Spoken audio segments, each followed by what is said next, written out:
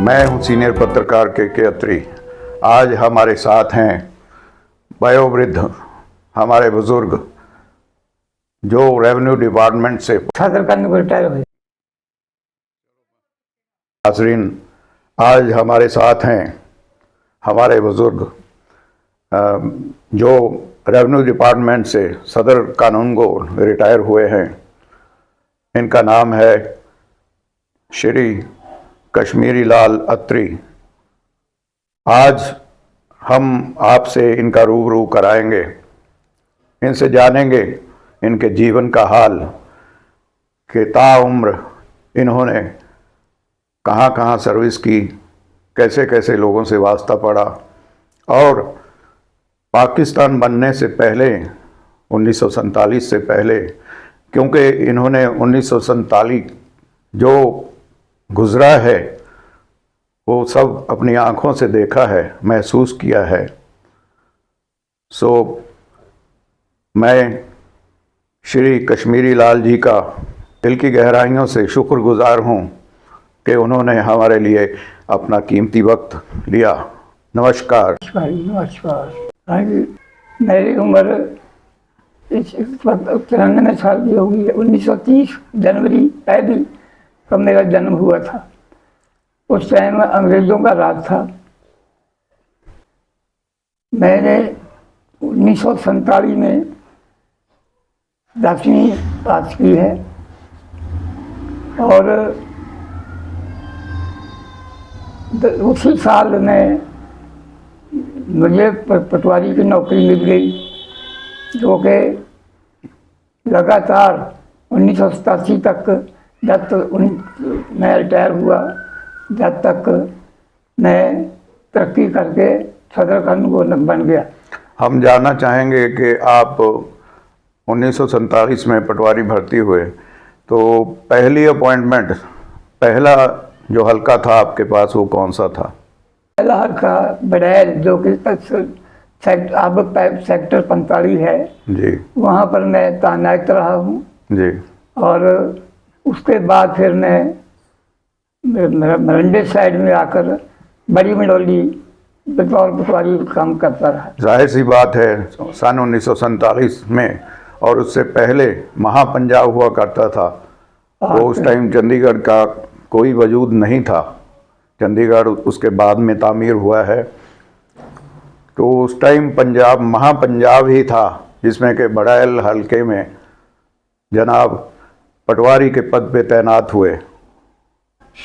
मेरा घर इस टाइम यूटी में है, जो कि पहले पंजाब का ही हिस्सा था। पुराने जमाने, अंग्रेज़ों के ज़माने में पंजाब, हिमाचल, हरियाणा और दोनों को मिलाकर पंजाब, बड़ा पंजाब था, महापंजाब बना था। इसमें 7 वजीर थे। सबसे बड़ा वजीर सर सिकंदर हयात खां उस टाइम जी में थे। और आपका पैतृक गांव है जो वो अब चंडीगढ़ के नज़दीक है।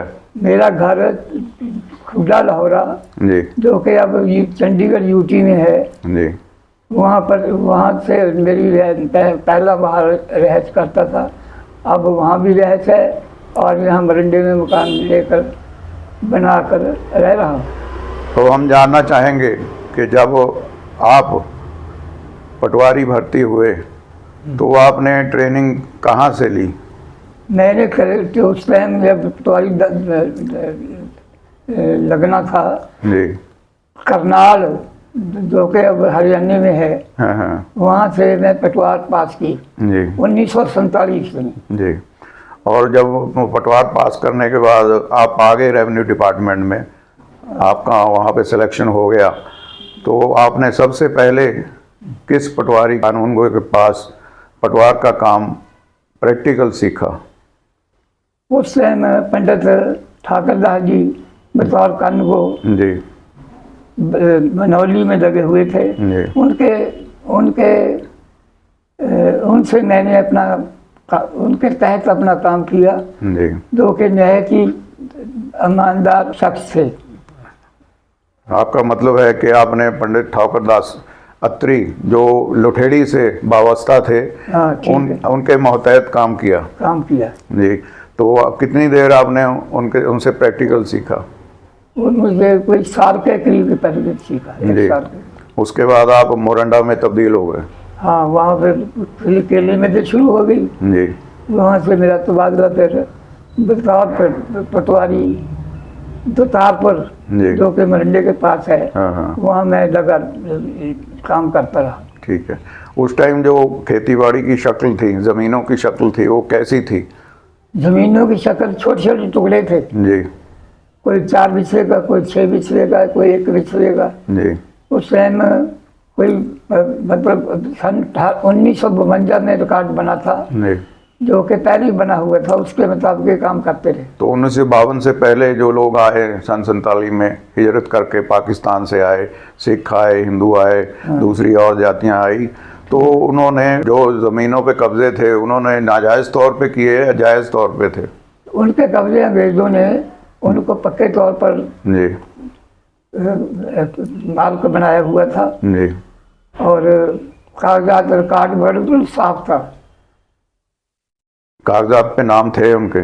कागजात में नाम थे पक्के तौर पर। 1952 में थे, चल रहे 1 साल के बाद नवी जमाबंदी बनाई जाती है। जी, उसके बाद फिर अब 4 साल बाद होती है, उसके बाद अब 5 साल बाद वो निकालनी शुरू हो गई है।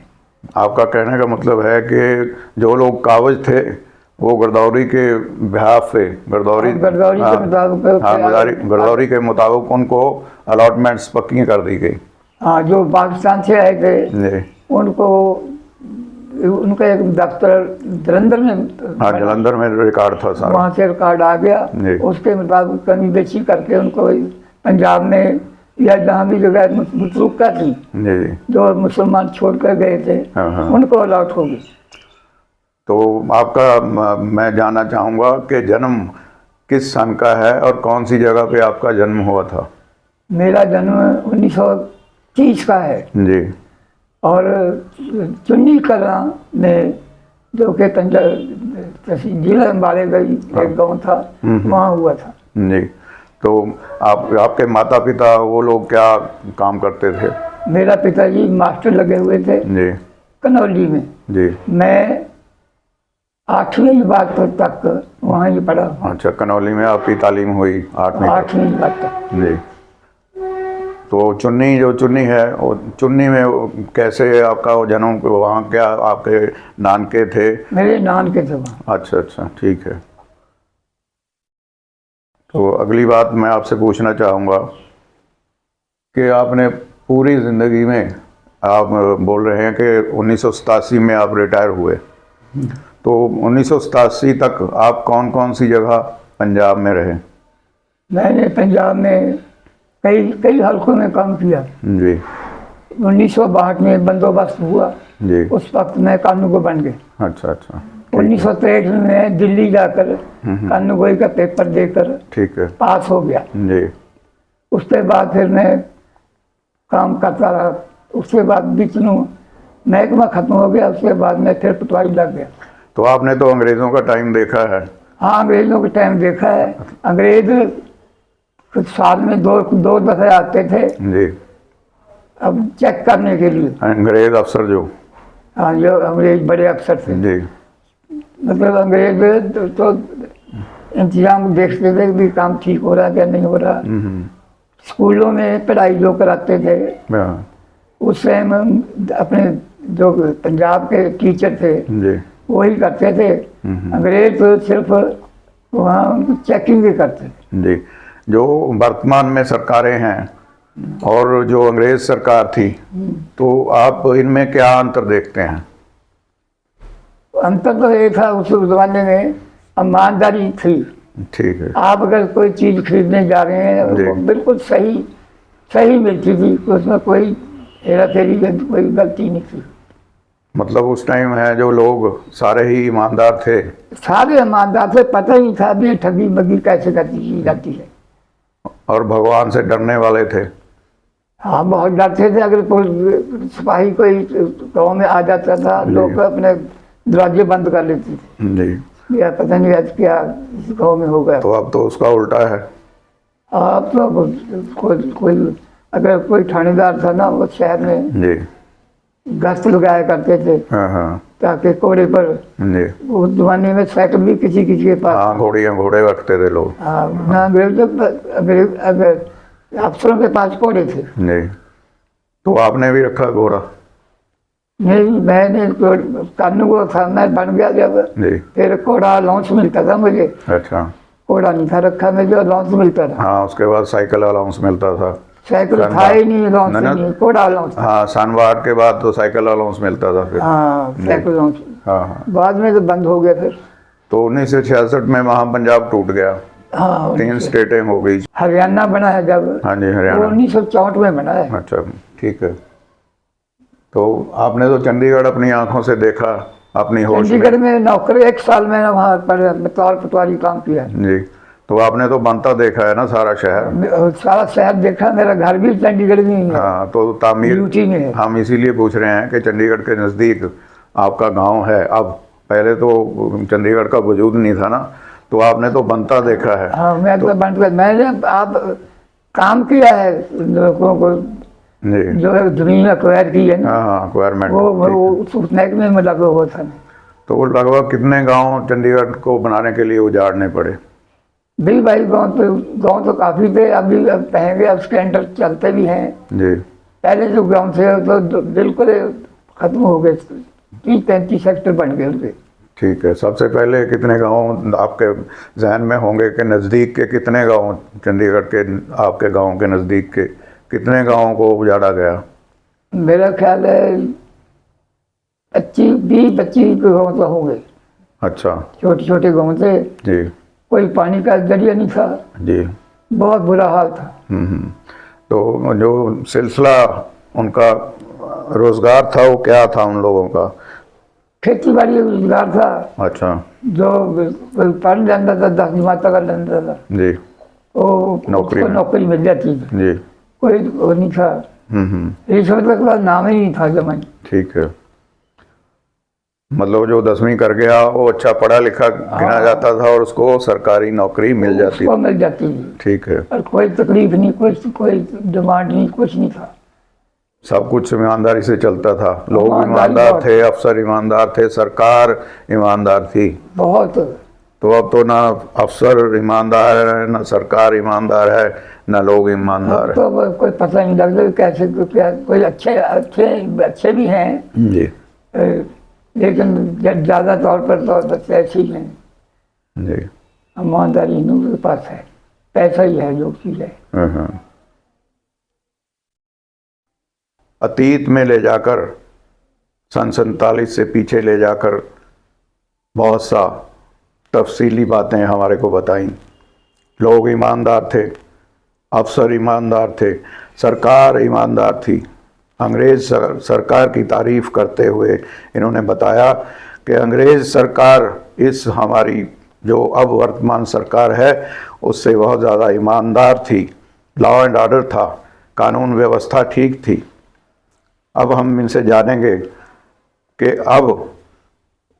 अभी वर्तमान में जहाँ ये रह रहे हैं मोरंडा ज़िला रोपड़ में, जो सन 47 से पहले, बल्कि यूँ कहें कि महापंजाब टूटने से पहले अम्बाला ज़िला हुआ करता था इस मोरंडा का, और रोपड़ भी उसी में था, शायद ऊना तक था अम्बाला ज़िला। इनसे पूछेंगे कि ये मोरंडा जब उन्होंने पहली दफ़ा देखा तो इसका कैसा हिस्ट्री जोग्राफिया था? मोरंडा जो है इसका दोस्त, इसको बागवाल भी कहते हैं जी।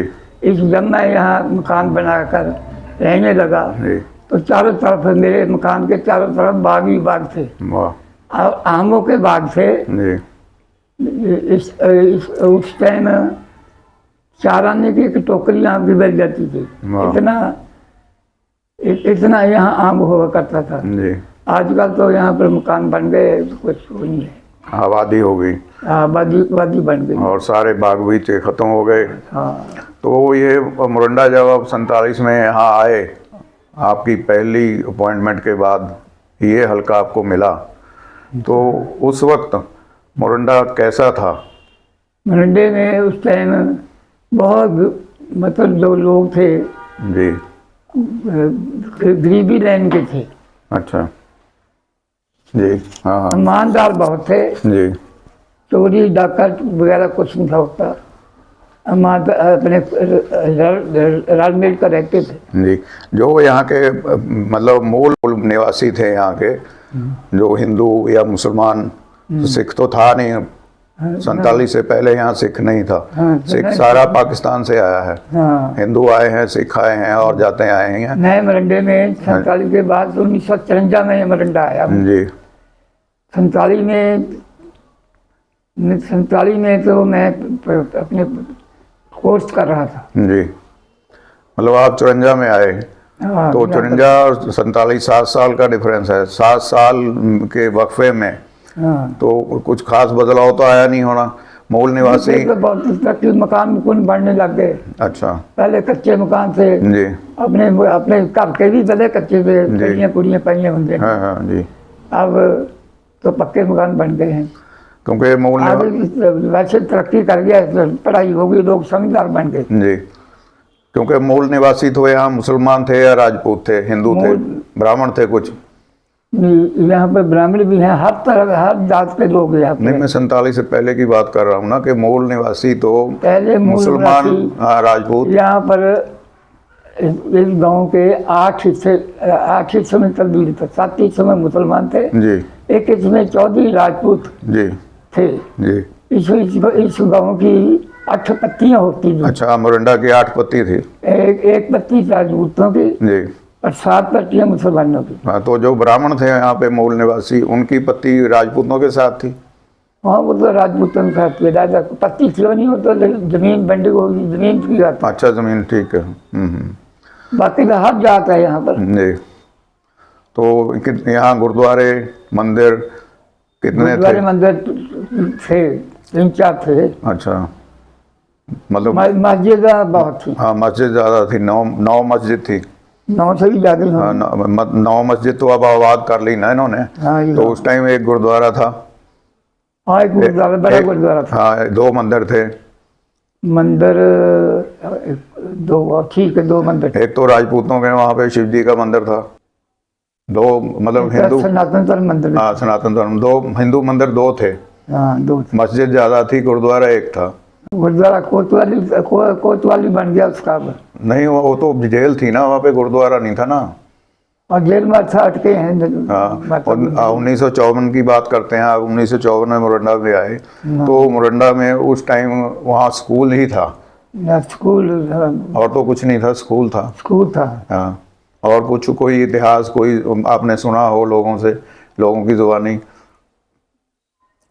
कोई ऐसा इतिहास नहीं है तो मतलब। हाँ, क्योंकि मैं भी वहीं पे पढ़ा हूँ, मैंने तो कोई वही वहाँ इतिहास वाली बात सुनी नहीं है। ना कोई ऐसी इतिहास नहीं। हाँ वही आए थे जो गुरु साहब रहते आए हैं, उनके टब्बर आया। हाँ, वो बच्चों की बात करते थे। 2 बच्चे आए। हाँ, बच्चों की बात करते थे, लेकिन ये नहीं था कि भाई यहाँ पे आए वो। हाँ, ना 1900 दूसरा नहीं था गुरुद्वारा। हाँ। फिर बाद में पढ़ाया। हाँ, 1972 तक तो हमने कोई बात सुनी नहीं है स्कूल में, ठीक। क्योंकि उस टाइम भी सिख लोग थे जो मोरंडे पे। हाँ, ठीक है। हाँ। आपका पारिवारिक जीवन है ठीक है, वो? अब ठीक है। अच्छा मेरे माँ बाप पे पूरे हो गए हैं। जी। एक लड़का था, वो भी गुजर गया। अच्छा, बहुत अब बुरा 2 हुआ। पोते हैं। जी एक पोता मेरे पास रहता है, एक गाँव में रहता है, जी जो कि यूटी में है। जी। अब ठीक तरह जिंदगी गुजार रहा हूँ। मेरी उम्र 94 साल 5 महीने हो गई है। हाँ, जाहिर सी बात है, 1930 का जन्म है आपका। हाँ, 1930 1 जनवरी। अच्छा, 1 जनवरी 1930 30 का जन्म। जी। अब अप्रैल चल रहा है 2024। हाँ, तो अप्रैल खत्म हो गया, आज 30 तारीख हो गई। हाँ जी, अप्रैल ख़त्म हो गया है। तो आपकी सेहत कैसी रहती है? फिर ठीक है। यादाश्त? दवाई लेता हूँ रात को। जी दिन में जब दूध पड़ती है दबी ले लेता हूँ। जी। वैसे कोई तकलीफ नहीं है, अच्छी जिंदगी गुजार रहे हैं। बहुत बढ़िया, शुक्र है परमात्मा पेंशन का। सरकार दे रही है। जी। बस उससे मेरा गुजारा हो जाता है। हाँ, 1987 में आप रिटायर हुए, हाँ। तो तब से आप पेंशन ले रहे हैं। आप पेंशन ले रहे हैं। ठीक है। और ये जो चमकौर साहब है, चमकौर साहब में भी आप रहे हैं वहाँ पे? चमकौर साहब मैं पढ़े 2 साल पढ़ा हूँ। अच्छा 9वीं 10वीं जी। चमकौर साहब से ही की है, अच्छा, वहाँ फादर खालसा स्कूल से। जहाँ जब आपके पिताजी शायद पिताजी भी वहीं पे हाँ, टीचर चमकौर लगे हुए में थे, खालसा स्कूल में थे। खालसा स्कूल में लगे जी जी। तो एक मास्टर अपने शास्त्री लालचंद भी थे वहाँ पे, वो भी आपके पिताजी के साथ शास्त्री जी पढ़ा? भी थे। अच्छा ठीक है। उनके साथ में मेरा हमारा घर था। हाँ। किराए पर रहते थे वहाँ। ठीक है। तो चमकौर साहब में कितने दिन गुजारे आपने? मैं 2 साल को लगे रहा हूँ। ठीक है। 40 47 2 साल। जी, आप जब आप पढ़ते थे चमकौर साहब में, तो आपने हिंदुओं के बच्चों में या मुसलमानों के कोई बच्चों में भेदभाव नहीं था। सब एक जैसा हाँ, समझते वो थे? सब एक साथ रहते थे, इकट्ठे रहते थे। हाँ। तो मैट्रिक कौन से सन में किया आपने वहाँ से? मैट्रिक 1947 में ही की है। अच्छा, 1947 में ही की। ठीक है। उसके बाद आप ट्रेनिंग पे चले गए? फिर 14 साल चले गए। हाँ, बाद में आप उससे अगले साल मैं हाँ, नौकर लग गया। रेवेन्यू डिपार्टमेंट में भर्ती हो गए। हाँ। हम आपसे जानना चाहेंगे कि उस दौर में जो आवाजाही थी, तो वो कैसे होती थी? कैसे लोग एक जगह से दूसरी जगह जाते थे? क्योंकि आप तो उस दौर को बहुत नज़दीक से देखते रहे हैं ना। सिर्फ एक बस अम्बाड़ा बस सिंडिकेट होती थी जो अम्बाड़े से रोपड़ तक चलती थी। बाकी लोगों के पैदल घर जाते थे, आते जाते थे। मेरा घर खुदा लाहौरा और चमकौर साहब पढ़ता था। रोज आना जाना मुश्किल था जी। महीने बाद अपने घर पहुंचते थे जी। पैदल चलकर। जहाँ भी जाना, अगर कोई तबादला भी हो जाता था किसी का, तो वो पैदल अपने सिर पर सामान उठा कर ले जाते थे। जी, चाहे 10 किलोमीटर हो, चाहे 20 चाहे 20 किलोमीटर हो, चाहे कितनी दूर हो, अच्छा, पैदल जाते थे। कोई साधन नहीं था। मसलन 50 साइकिल भी नहीं था किसी पास। किसी के पास साइकिल था, जी साइकिल भी नहीं था उस जी टाइम। जी जी। बाकी उस टाइम ईमानदारी बहुत थी। जी। अगर आप दूध खरीदने जा रहे हैं तो आपको असली दूध मिलता था, नकली का पता ही नहीं था लोगों को। हाँ झूठ बोलने का पता था, जी। लेकिन दूध और ईमानदारी बहुत थी। जाहिर सी बात है, जब एक आदमी सामान उठा के जा रहा है 20 किलोमीटर 40 किलोमीटर, इसका मतलब लोग वाग ईमानदार थे। उनको लूटने का कोई खतरा नहीं था कि रास्ते में कोई लूटेगा। रास्ते में अकेले जाते थे, लेकिन दोपहर के टाइम फिर लूट मार होती थी लोग के कहीं कहीं पर। अच्छा वैसे और कोई ज्यादा बड़ा डाके पड़ते थे वैसे। जी नहीं, चोरी का काम थी। चोर में पैसा ही नहीं था, चोरी क्या करनी। जी जी। पैसे भी बहुत काट थी। सादगी पसंद लोग थे। शादी पसंद लोग थे। हाँ जी, फैशन था नहीं। गरीबी हालत में थी। सब लोग रहते इकट्ठे होकर थे, गलबात अपनी पूरी अच्छी तरह से करते थे, मिल बैठ कर बैठते थे। पहरावा सादा था, सादा खद्दर। खद्दर का कपड़ा राशन कार्ड पर मिलता था। जी मिट्टी के तेल की एक बोतल जी राशन पर मिलती थी। जी, उसके लिए दिया जलाते थे। 25 साल मैंने बगैर बिजली काटे हैं। जी। सन 53 में बिजली आई है। जी उससे पहले रात को गर्मी बहुत बुरा हाल था। जी। अब तो लोग तरक्की कर गए, जमाना बहुत। तो सुना है लोग उस वक्त जब बिजली नहीं थी, गर्मी से बचने के लिए घरों में पेड़ लगाते थे, उसके नीचे सोते पेड़ थे। लगाते थे जी। या ऊपर कोठे पर, रात पर कोठों पर चढ़कर छतों पे सोते थे। सो जाते थे। सोना भी का पक्का हाथ में लेकर पड़े रहते थे। हैंड फैन लेके, जो इसका बनाया होता है खजूर का। हाँ, खजूर वाला खजूर के पक्के। जी। हमें बताएं कि जब आप पटवारी भर्ती हुए तो आपको पहली तनख्वाह क्या मिली? 1 महीने में 50 रुपए, सब कुछ नाम लूटे 50 रुपए मिले। जाहिर सी बात है, जब ये 1947 में पटवारी भर्ती हुए तो इनको पहली तनख्वाह मात्र 50 रुपए सभी भत्ते मिलाकर मिली। और रिटायर हुए फिर, हाँ जी, जब रिटायर हुए फिर 2500 रुपये तनख्वाह थी। ਅੱਛਾ ਜੀ। ਸਭ ਲੜਾ ਮਿਲਾ ਕੇ ਹਾਂ 1987 ਦੇ ਵਿੱਚ 2500 ਰੁਪਏ ਤਨਖਾਹ। ਠੀਕ ਹੈ। ਸਭ ਕੁਝ ਖਾ ਵੀ ਪੱਤੇ ਪੁੱਤੇ ਸਭ ਲੜਾ ਮਿਲਾ ਕੇ। ਹਾਂ ਰਿਟਾਇਰਮੈਂਟ ਕਿੱਥੇ ਤੇ ਹੋਈ ਸੀ? ਪ੍ਰੋਪਰ ਡੀਸੀ ਦਫ਼ਤਰ ਤੇ ਮੇਰਾ ਆਪਣੀ ਬ੍ਰਾਂਚ ਸੀ। अच्छा ठीक है, ठीक है। एसके लग गया, सीनियर कानून का बन गया था। हाँ जी ठीक है जी, ठीक है।